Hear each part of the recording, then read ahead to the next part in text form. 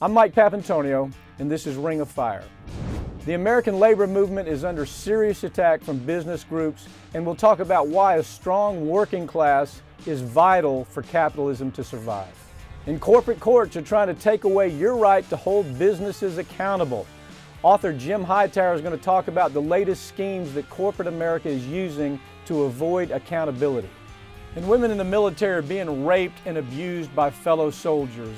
And until recently, those stories were going untold. Investigative journalist Rick Outzen is going to be here to give us some details. That's all coming up, and right now, you've just entered the Ring of Fire. You can't change Washington from the inside. You can only change it from the outside. Grand jury secrecy rules. For political gain. The press can find out. That has nothing to do with politics, but go ahead. It wouldn't bother me. Oops.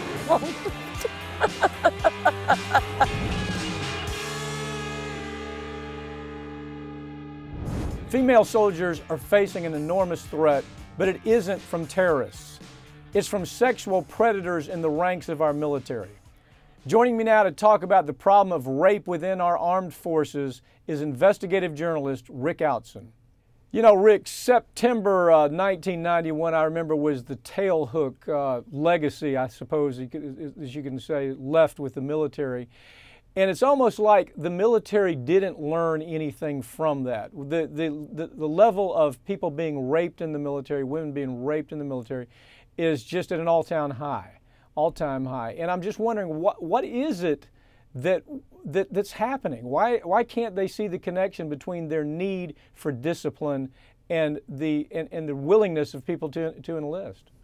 Well, they're looking at a position now that the statistics coming out of the Pentagon right now are 15% of who they recruit have either already committed a rape or attempted to commit a rape. They're recruiting people, sexual predators. This is a target-rich environment for these guys, and there's no punishment for them. They prosecute less than 10% of the reported attacks, and there are another 12,000 that don't even get reported on an annual basis. So for a predator, a sexual predator, this is a target-rich environment. Well, I mean, it sounds like what the MO here, Rick, and this story that you've done is just an excellent story. Your investigative journalism is always good, but I think you're following this story, of course, from documentary that has been done about this very topic, the invisible war.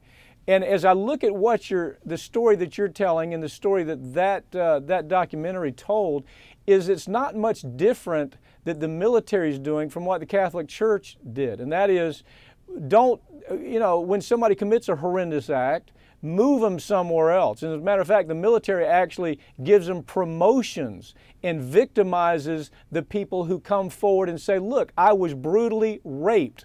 You tell the story about a woman named Nan. How about telling us that story, if you would? Well, Nan entered the military. She actually wanted to be a missionary in the military, joined the Navy, eventually worked at NAS Pensacola. She was raped by her commanding officer, by another person in her unit, and then was raped again in the military hospital when she was sedated. And this is a story that I kept hearing over and over again. It's not just one time an occurrence. These women and males, 1 out of 100 males are raped in the military. They're serial rapists that they're dealing with, and the commanding officer, who's supposed to be the one who investigates this, is oftentimes investigating himself or one of his drinking buddies. And they always blame the victim. Where was she stationed that this occurred, Rick? NAS Pensacola, in Pensacola, Florida. Okay, so this repeatedly raped different people. What they do is they move her through the system. Right. She actually, my memory of the story is she actually asks for a hearing on it. She wants to have a private hearing that she should be entitled to. By right, by code, she's entitled to a hearing. They deny her the hearing, and then they move the people, one of the people at least that raped her, they move them up in a promotion process. Did I get that right? No, you got it exactly right. She called for a closed private captain's mask, hoping that that would be a chance that she could talk one-on-one with the captain. They wouldn't even let her have that, which by right, anyone, any serviceman, any sailor has that right, and they denied that at her. They just sent her off to family services and said, listen, they'll take care of it. Yeah, and it was so sad because this was, when she talks about it now, it's almost, she just, this is part of what you have to do as a sailor. It's part of what the females have to put up with. And it's the movie. Rick, I noticed in your story you talk about the fact that Nan, that her own counselor, that by the way, the military sent her to a counselor rather than investigating this and charging anybody or even reprimanding anybody or taking anybody to trial. The thug who raped her is promoted. Now, the military then sends her to a counselor, and the counselor advises her not to do anything about it. I mean, so where does this leave Nan? Where does this leave Nan, and where does it leave the person or the people who are most responsible for the suffering that she went through? Well, Nan is pretty much run out of the service. I mean, she discharges as soon as she can. She spends years battling depression and the after effects of the rape. And a lot of them, the military now has come up with a term called military sexual trauma. So they actually have their own term for it now. The attacker moves up through the ranks, has more victims, does more of this, completely unpunished. We've seen this now, these stories, of course. I started this discussion about the tailhook story of 1991 where you had a two-day you had an affair taking place with the military where there, story after story of people who were attending the tailhook being raped, being sexually molested in every kind of way. Then the military has these long hearings that come out of that. They say, no, we're a new military now, we're handling the problem now, and we start believing that it's solved. It's anything but solved. Would you agree with that? As a matter of fact, the numbers are getting worse, not better. It really is. It's 45% up with the Navy just in the last 5 years. The Air Force Academy, Mike, that's another area where they, in 2003, 20% of the females in their graduating class in 2003 said that they had been sexually assaulted. And they've been saying that they've got a new system and a new thing. Well, they had 23 rape victims 2 years ago, 30 last year. It's climbing. It's not going away because there's no punishment for these perpetrators. There's no reason for them to stop because they're going to get excused for whatever they do. What is the military's rationale other than just absolute damn stupidity, other than just pure stupidity? What is the rationale for allowing the people, these perpetrators, not only allow them not to be investigated, not to be prosecuted, but then giving them promotions? How is that any different than what we see with the Catholic Church? It's the same thing, isn't it? I mean, just ignore the obvious and move everybody through it, right? That's right. Well, they're going to hold on to the power of command. And we also know that the Supreme Court has said that these soldiers, these sailors, these Marines don't have the right to sue the federal government. So they're actually, they're in a world unto themselves. They don't have to answer to anyone. They don't have to go to congressional hearings if they don't want to. There's nothing that we can do short of changing the law and requiring independent investigators and let them go to civilian court system. But Rick, isn't that what we expected after the tailhook saga? Isn't that what we expected after tailhook? Everybody was saying, oh, I'm glad that happened. I'm glad it surfaced because now the military is going to be different. Now they're going to act like adults rather than children in the way that they deal with this. This is like a damn frat party taking place right within the military, and nobody's doing anything about it. I saw they had, you had March 13th hearing, Senate Armed Services Military Personnel Subcommittee. You had Kirsten Gillibrand from New York that held hearings. The stories that came out of those hearings were horrendous, Rick. Why don't you relate just how bad, what did we find in those hearings? Well, they had men and women come before them and talk about how they were raped while they were there, males that were raped, females that were raped, how they were made to be the victim, how they're in many cases, the attacker was promoted, made Airman of the Year. It was a bizarre series of stories that in anywhere else in the world, except maybe the Catholic Church, we would be upset about and be calling for people's heads. But again, people go unpunished. There's nothing to stop them from doing it again and again. Mike, this is how crazy it is. After the Air Force came out with their academy and their study, the military said they were going to really get serious. They created an awareness campaign. Its motto was, "Ask her when she's sober." That was their motto. Rick, blame the victim. Look, in Pensacola, you told the Nan story, wasn't the person that was responsible, one of the people responsible, they were actually the commander. Right. It was her commanding officer. Commanding officer at NAS, and that occurs. And it's just one of the stories. I mean, look, there are 2,000, something like, I think your story talked about 2,400 or so rapes every year, and only 240 proceed to trial. 2,430 something. Those are reported rapes, Mike. Those are only the reported. There are another 17,000 that aren't reported because the personnel know nothing's going to happen with it. Okay, so what is it that the military, when you ask the military, what are you going to do? What is it that we hear? What is their new idea this time? After Tailhook, what is the new thing they're telling us that they're going to do that probably will not occur? Well, what they always say is that they're going to get more serious about it. They're appointing, the Air Force has a pilot program now where they're appointing some special investigators that are going to look into it. But they're still going to be answering to the commanding officers. So it's not going to be outside the system. And these women, I tried to interview 6 different victims. I was only able to get 2 that were willing to come to me because the other 4 were scared to death. They're still dealing with the trauma. One was in the military. She felt repercussions were going to happen.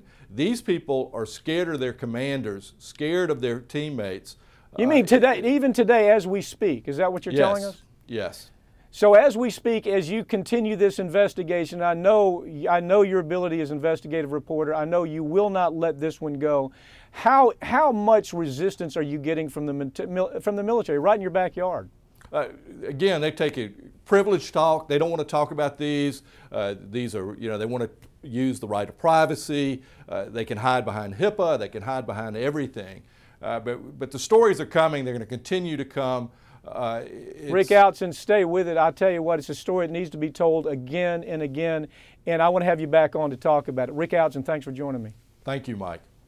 Rick Outzen is an investigative journalist and the publisher of an independent weekly. Just ahead, we'll discuss the importance of American labor unions and how we can protect those unions from going completely extinct. Stay tuned. I'm Mike Papantonio, and I'll be right back.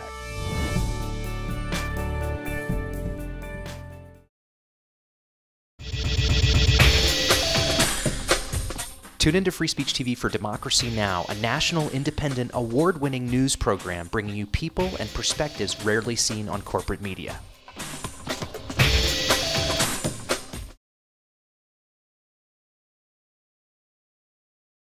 Welcome back to Ring of Fire. I'm Mike Papantonio.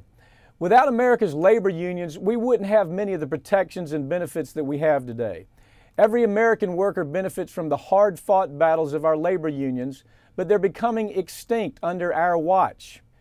Joining me now to talk about how we can revive labor unions are attorneys Joe Cotchett and Mike Berg. Joe, the National Labor Relations Act was a great idea. Unfortunately, we have a labor board that's not doing a lot for American workers nowadays. What's the quick history? Why did we have the board to begin with, and where do you see it heading for the American worker right now? Well, the board coming out of the Depression was to lift all boats, that is to say, allow people to organize against partnerships, corporations, and everything else. And unfortunately, the board is stymied because they can't get sufficient people on the board that understand that principle. Republicans in the Senate block anything to appoint to the NLRB. So we had Michael Berg, we had Obama trying to make appointments. It just died. Nothing really occurred.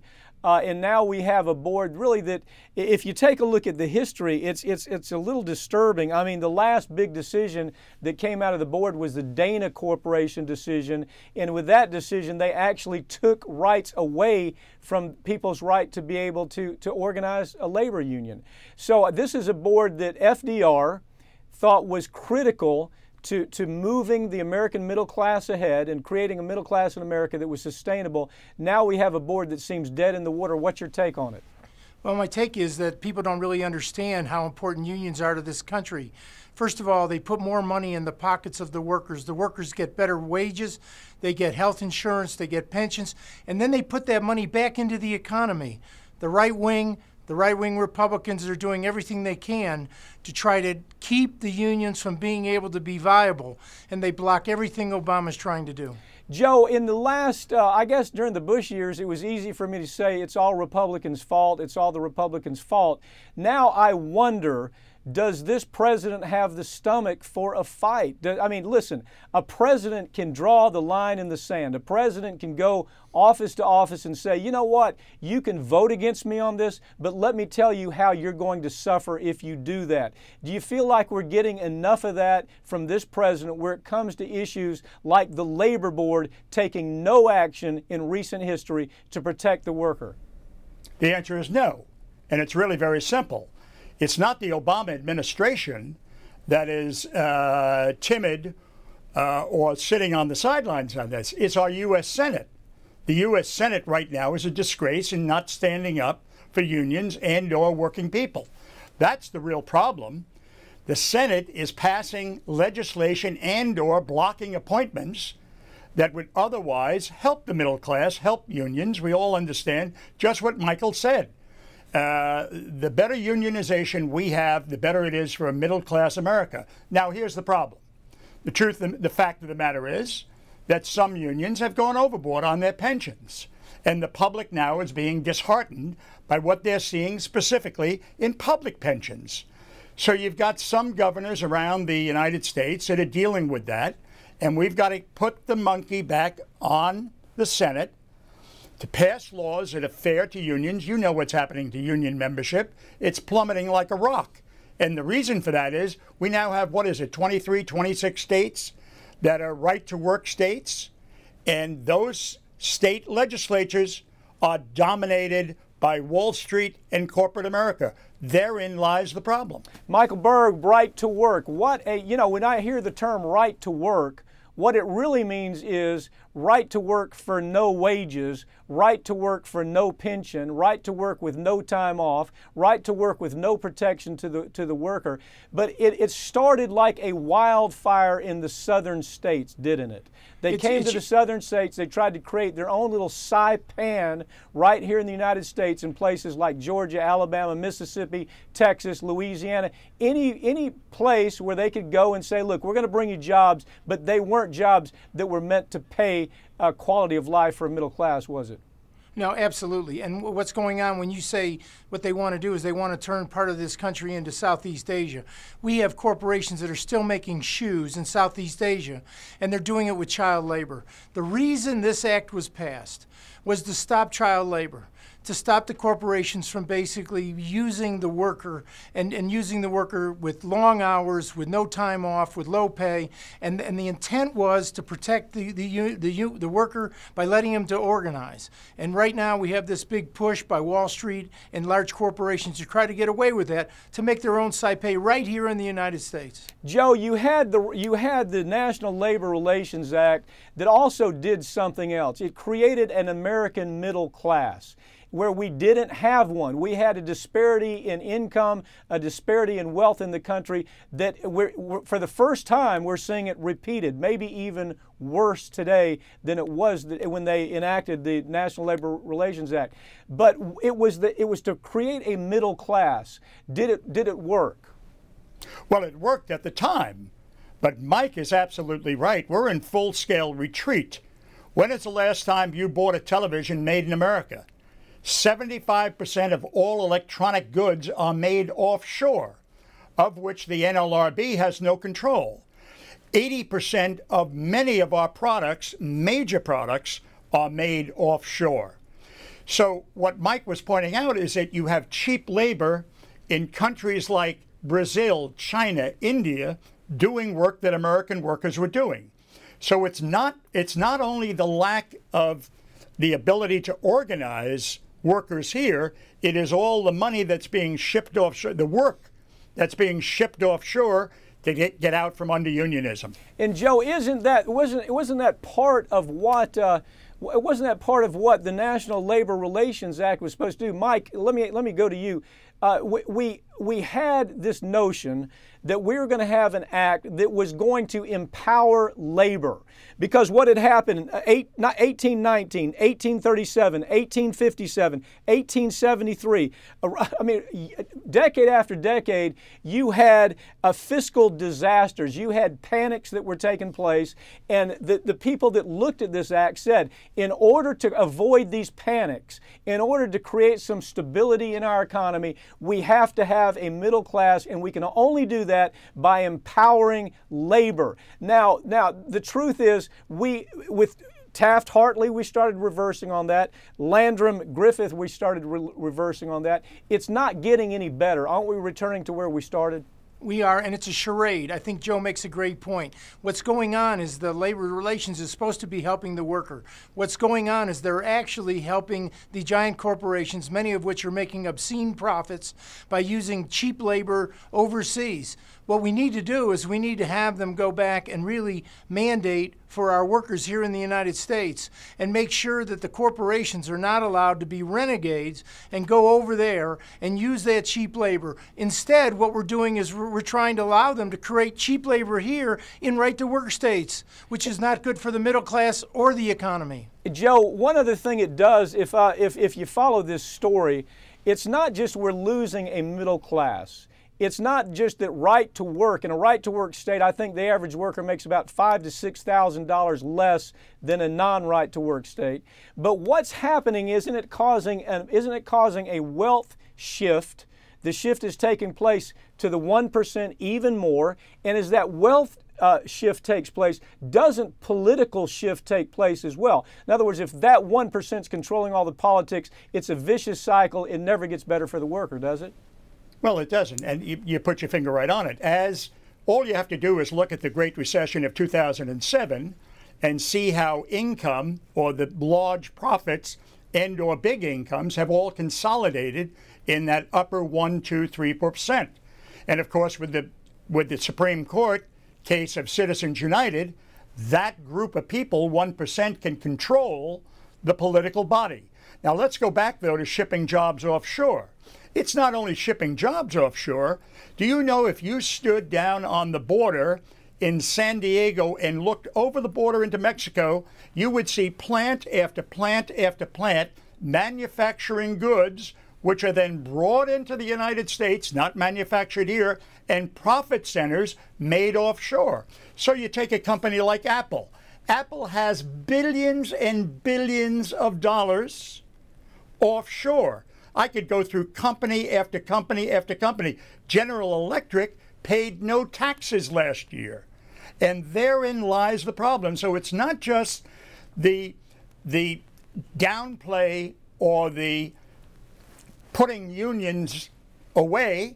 It is the inability of our current structure to deal with Wall Street and their shenanigans. Because that's how middle class is getting killed. One reason is because it shifts the money away from middle class. They don't have political power, and that is correct. I think your statement makes that very clear. Michael, we have some fundamentals in this country. Something as fundamental as freedom of speech, freedom of press. We used to have a fundamental of freedom to organize, and that freedom to organize was so important that after the Second World War, we helped them write it into their constitution in Japan. We said you must have this right for a worker to be able to organize and create a union, because it increases their ability to confront the employer. Employee relationship's important. We said the same thing in Germany. We helped write that into their constitution. Why is it that we're able to do that for other countries, but right now in America we're at such a serious decline?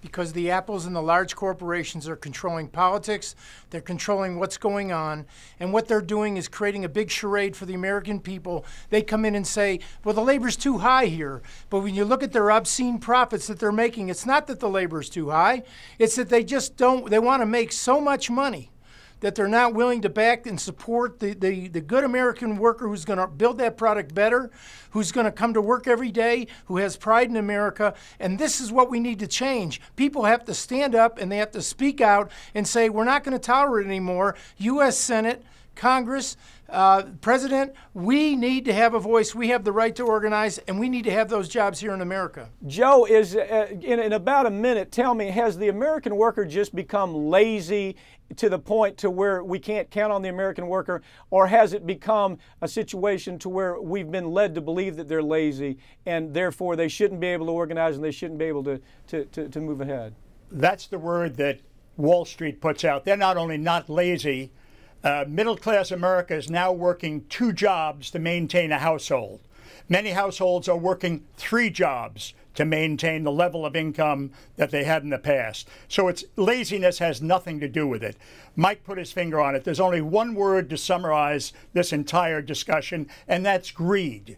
It's all about large profits coming off of Wall Street. I keep going back to Wall Street, and I keep mentioning them because that's the dominating street. It is not Main Street. It is Wall Street that's dominating this country right now through political contributions. End of story. Joe Cochette, Mike Berg, thanks for joining me. We'll continue this conversation week after week. It's an important one. Thank you. When we come back, we'll find out how corporate courts are destroying your rights. I'm Mike Papantonio, and you're watching Ring of Fire. We'll be right back. Stand up, stand up.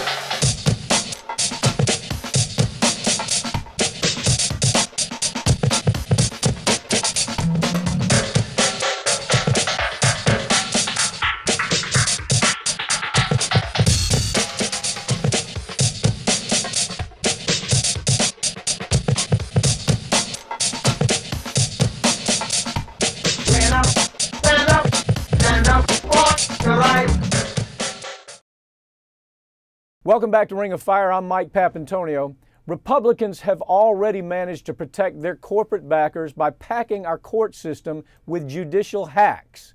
But that's not good enough for groups like the Chamber of Commerce. So they've come up with a new scheme to protect businesses from lawsuits.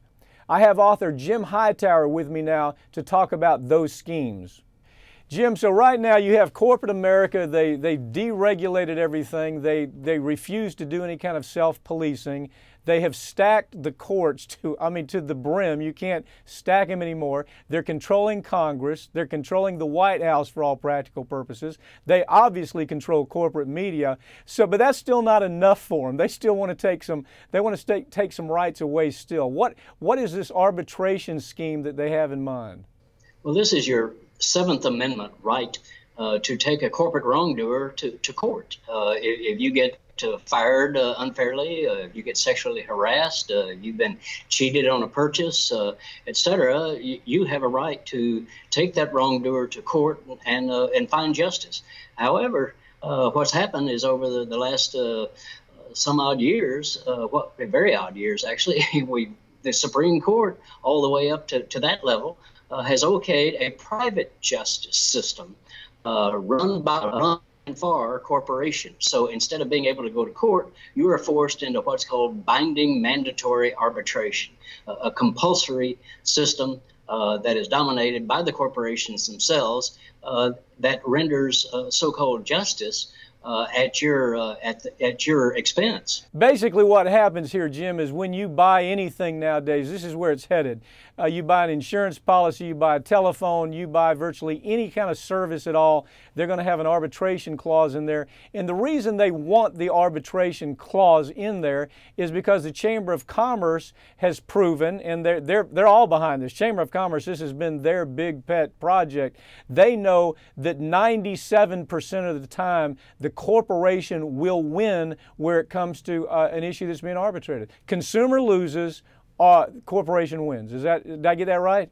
Well, and one reason corporations win the overwhelming number of cases, as you say, 95 to 100%, depending on which arbitration outfit you're looking at, is because the deck is stacked. First of all, this is not a public judicial process. This is a private process, meaning the same rules of fairness don't necessarily apply in arbitration as they do in court cases. Also, here's an interesting little tidbit: the corporation gets to choose the judge. Yeah, no, well, that's pretty handy. And they choose, Pat, the judges that have a record of having sided with the corporation.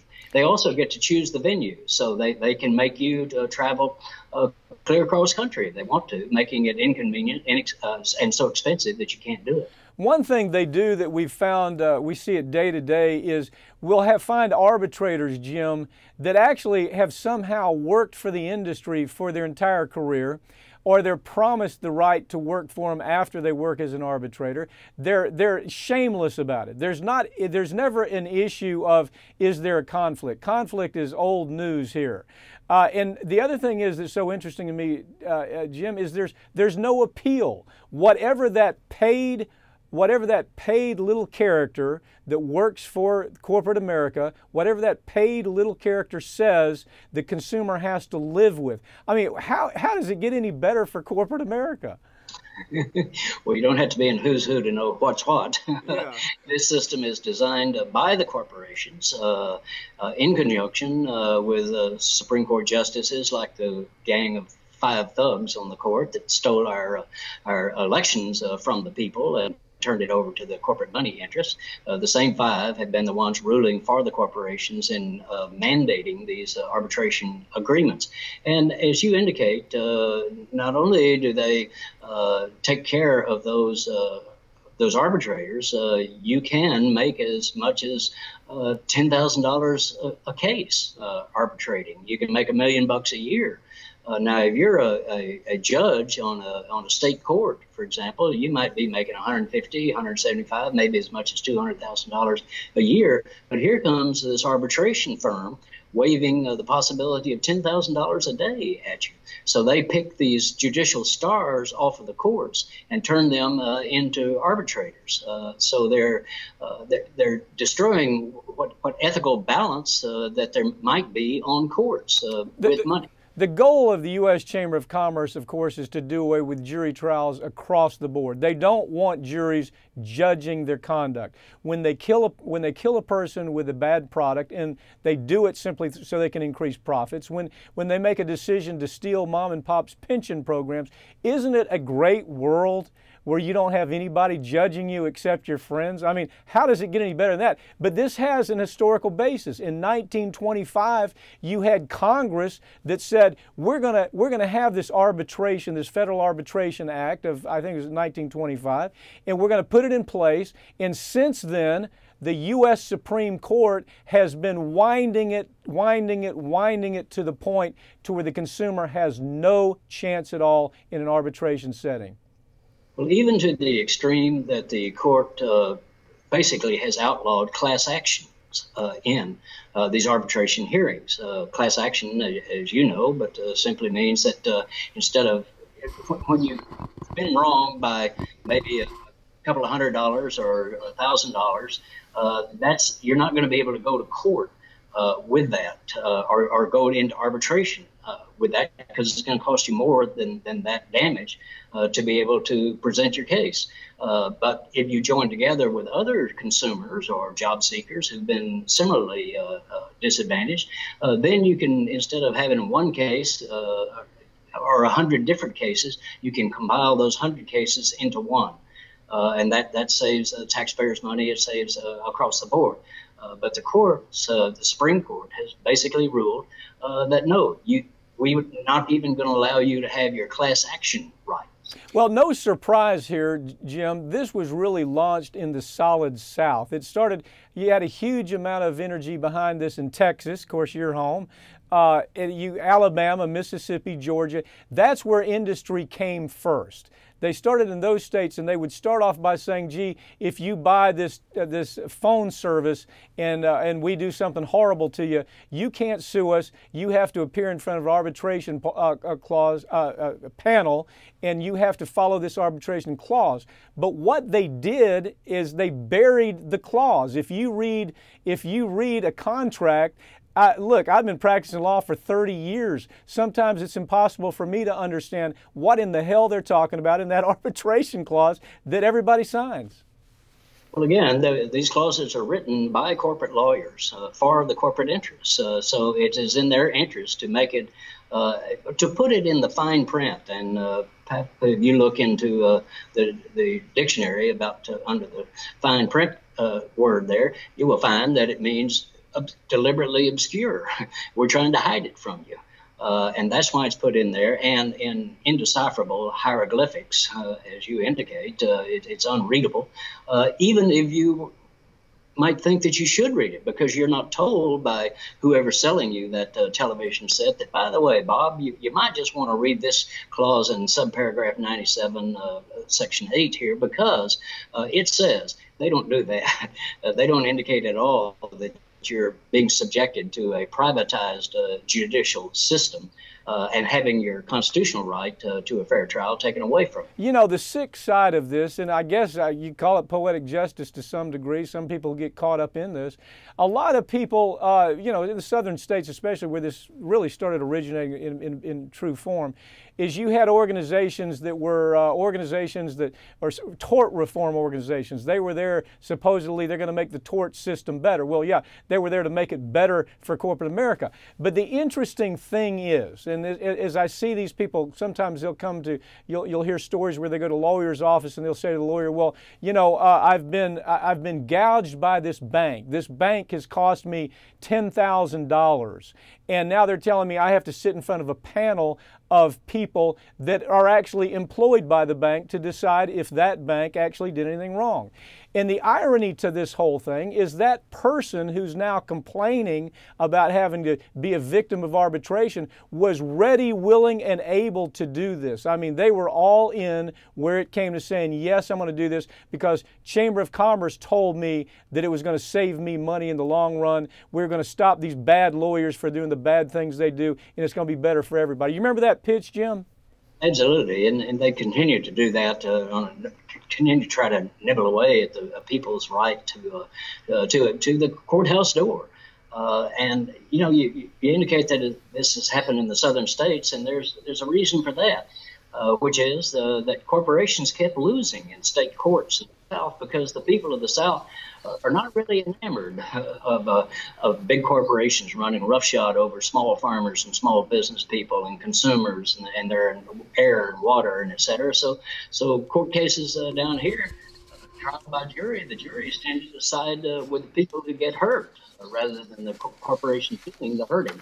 So that's why they moved quickly down here, because we were able to link up with good lawyers to find some justice. Well, it's that reptile mind, isn't it, Jim? It's the old reptilian mind that, you know, you get the juror on there that never believes it's going to be their child who's horribly injured. Get the juror on there who believes that they're somehow above bad things happening to them. Get the juror on there who's so selfish that he would actually rule against his neighbor so he could save $2.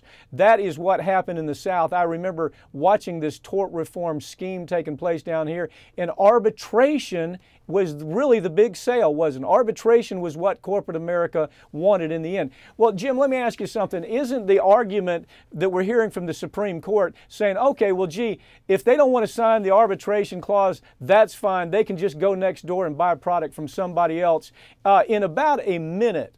How about telling me how insane it is for the U.S. Supreme Court to say, gee, if they don't want to buy that phone, they can buy another phone. Everything's going to be just fine. It's just how completely clueless our Supreme Court justices have become, especially the 5 that are serving corporate interest on that court. Because you know, maybe 20 years, 30 years ago, that might have been possible. But now these arbitration clauses are industry-wide. Good luck at finding any department store, finding any chain store that is selling a product without an arbitration clause attached to it. And by the way, an arbitration clause that bans you from having class actions against the corporation. So they have so stacked the deck, and for the jurists to claim to be jurists, trying to be seekers of justice, is an outrage in these cases, because they know they know that the deck is stacked against the small person. Jim Hightower, thank you for joining me as usual. This is one of those stories that for some reason mainstream media doesn't want to talk about, because they are really corporate media. They want arbitration, I can promise you that. Thanks for joining me, Jim, okay? Thank you, Pat. Jim Hightower is the author of Hightower Lowdown. Coming up, we'll talk about the dismal treatment of America's war veterans. I'm Mike Papantonio. We'll be right back with more Ring of Fire.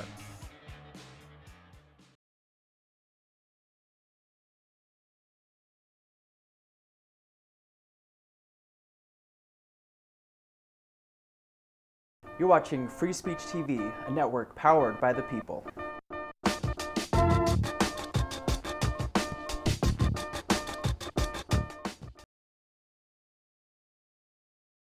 Welcome back to Ring of Fire. I'm Mike Papantonio. America's military veterans are facing a crisis when it comes to access to quality health care. And the fight for access to health care is just one of the many struggles facing our veterans. I have attorney Howard Nations with me now to talk about the dismal treatment that our military veterans receive. Howard, we saw the Bush administration cut payments to spouses, cut tax cuts for disabled veterans. They removed those tax cuts. They actually had Walter Reed Hospital so dysfunctional that there was no way that anybody could get any real care there. They had roaches, they had broken equipment, they didn't have enough doctors. They denied cost of living increases to the vets. That was all during the Bush administration, during those years that George Bush was telling people that they need to go fight in Iraq and Afghanistan, and if they do, America will take care of them. And now we see the story is not much better with Obama. Well, Mike, what we're seeing is the long-term effect of the Bush policies, because now we have an absolutely ridiculous situation in the VA backlog. First-time applicants for care and compensation are waiting as long as 600 days, 20 months, to get their beginning of their care and compensation. Now, the VA claimed it was 272 days, but when the Inspector General checked into it, they found it was closer to 600 days. Despite a 40% increase in the budget, we're still having only 300 new claims handlers on the payroll to handle these claims. Okay, the vets are waiting. Howard, it's ridiculous. Howard, let me ask you, sequester hasn't even taken hold yet. In other words, all of these Republicans beating on their chest, by golly, we're gonna let sequester take place. I think of Jeff Miller right here in North Florida. He is supposed to be the veterans guy. Now he's out there saying, oh my God, how horrible this is that veterans are not getting proper care. But look at what he did in regard to sequester. Look at what all these Republicans did in regard to sequester, and now they're back home and they're having to talk to their constituents and say, oh yeah, well, I'm sorry, your guy can't get medical care. It's bad, isn't it, Howard? It's ridiculous. It's hard to believe that 95% of claims in the VA are still handled on paper despite a 40% increase in the budget. In this day and age, that's absolutely ridiculous. Well, let me ask you something. We see many times we see corporations hold their money. We'll see an insurance company, they know they're supposed to pay the claim. They hold the money because they make interest on the claim. We're seeing it with BP right now on the Gulf Coast. They're not paying claims because they're holding on to money. We're one of the few firms that are able to even get them to pay. So if they hold money, then they actually make money on the interest that they're holding. It's almost the same analysis here. You've got a federal government who simply isn't paying claims. They're not even processing claims. It's not that they're just dysfunctional. There's a design here, isn't there, Howard? Well, there's a design, and it is motivated by finances. But the effect of this is unbelievable on veterans.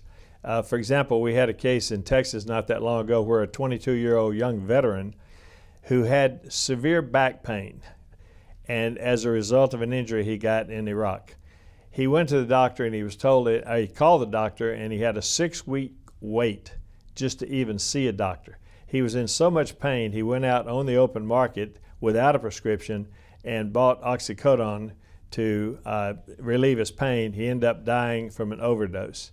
We're creating drug addicts at an exponential rate among our veterans, and it is absolutely ridiculous. We saw the Bush administration do everything they could to make sure that they did not pay veterans for post-traumatic stress disorder. We saw every week there was another story about the Bush administration trying to stop those payments. Are we seeing anything better with the Obama administration where it comes to veterans? We're really not. The Veterans Administration claimed that they were getting the first-time applicants a complete mental evaluation timely. The Inspector General followed up on that and said, no, it's just simply not occurring timely. And the result is that you've got major problems with PTSD. And the PTSD patients are the ones that are most susceptible to the drug addiction. And what they're doing is they're giving them opioids, and they're becoming drug addicted as a result of it, because you got a combination of young males primarily and opiates, and it's an addictive combination. And the result is now this is shameful. The result is the number of suicides and deaths from overdose of drugs or from the wrong combination of drugs among our veterans who are back home, not the ones over there, the ones that are back home, is outrageous. How substantial is the number of increases in suicides when we compare these wars to past wars? Well, it's an exponential growth over past wars, and it's also the number of suicides among PTSD patients is the highest. The suicides and the wrong combination of drugs or the overdose. But what is it that this administration is doing about that? What are we seeing in about 30 seconds? Well, first of all, we have a complete failure to get the proper mental evaluation that's needed when the claims are first made. And secondly, the people who are being treated for PTSD are being treated primarily for the pain with the opioids, and they're not getting the mental treatment they need. They're not getting the psychiatric care. They're not getting the type of relief that is designed for PTSD. Howard, opioids. Howard, it sounds like there's no blue sky here. Howard Nations, follow this story. Let's do it again. It's an important story. You know, we ask our people to go out there and fight on the battlefield, and when they come home, they're going to be taken care of. That just is not the case here. Howard Nations, thanks for joining me. My pleasure, Michael. Howard Nations is the past president of the National Trial Lawyers Association. Women across the country have been told that taking antidepressants during pregnancy is perfectly safe. But the reality is that drug companies hid evidence showing that these pills were harming fetuses. Joining me now to talk about the dangers of antidepressants is attorney Kim Lambert. So Kim, we're seeing the SSRIs, no surprise. We had a Danish study that said this stuff is dangerous. It'll cause defects, birth defects, and we're seeing birth defects from SSRIs. What is an SSRI? What are the companies and what are the defects? SSRI, serotonin reuptake inhibitors, that they are prescribed widely to America to supposedly help balance the imbalance, is what the manufacturers, are pushing out there. It's to help depression, or every year there might be a new syndrome that's developed or pushed forward with a company. In other words, they find an illness in a company like with Prozac, Zoloft, Paxil, Lexapro. Every year they're discovering some new need to give women these SSRIs, aren't they? That's right, and part of the reason for that is so they could preserve their patent. I mean, let's be honest, that's why they want to do it. So every 3 or 5 years when the patents come up, in order for them to hold on to that brand drug, we see a new incident. So we've got Eli Lilly, you've got Pfizer with Zoloft. You've got Forest Laboratories with Lexapro, and most of those are now generic, but they're still the most widely prescribed medications. No question, we know from Danish studies that it will cause heart defects that require surgery. Sometimes the heart defects are fatal. Tell us about the other illnesses. You've got, the heart defects are just alarming when you see them. You've also got gastroschisis, you've got omphalocele. These are things where maybe a baby's organs are developing on the outside of their stomach. You've got cranio issues where the baby may not have a palate in their mouth. Their lips are, it's a cleft palate. You've got club feet. You've just got a number of incidences and injuries that are associated with these medications. Well, you also have pulmonary hypertension, which is usually a fatal disease that's showing up with children related to the SSRIs. What is the warning that they're giving women when they're just feeding this stuff like candy to women about anxiety? You're feeling sad, you're feeling mad, you got the blues, whatever. Take our SSI, take Paxil, take Zoloft, take Prozac, and take Lexapro, and you're going to be better. So we're feeding them feeding this stuff like it's candy. What kind of warning are we giving women about how dangerous it is for their fetus? That's right. Well, at this point, what's telling is to see how the warnings have changed. Right now, there is a warning on most of these medications with regard to that pulmonary hypertension. The problem is, sometimes ladies aren't really understanding what exactly that means to their child. With regard to these first trimester injuries, the heart defects that you spoke of, some of which, might have a 60% or less survival rate after 20 years of age.